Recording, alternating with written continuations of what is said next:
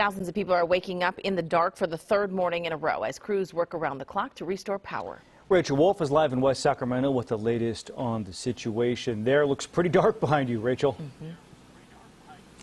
It is pretty dark. And Dave was like, should we light it up? And I was like, well, we were talking about it. I'm like, that's kind of the reality of this is what these folks are living with. It's all dark. And there's a generator that we can hear. There's no street lights on that side. But if Dave will pan over here, like this is one side of the street, look over at this side of the street, their neighbors have power. Well, it's a good thing because they might be coming over and saying, hey, do you mind if we come over for dinner? No, I'm just kidding. That's when you know when your neighbors are your neighbors, right?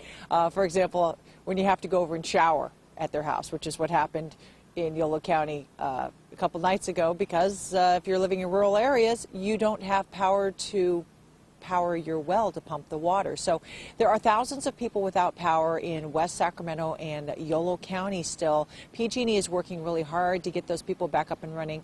In other parts of our area, SMUD has most of their people back online. They had over 200,000 people without power.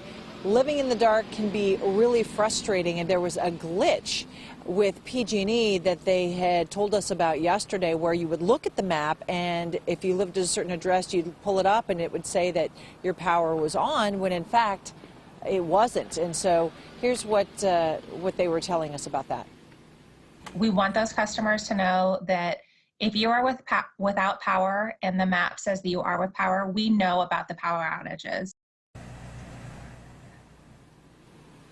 So just check in. We are without power, third night without power. We have a generator at our house, like many other people. I'm like you folks at home. We called last night and they said January 31st.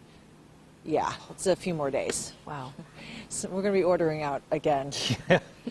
When you said that, I looked at the calendar and was, oh no, it's only the 29th. It's only the 29th, yeah. Sorry to hear that, Rachel.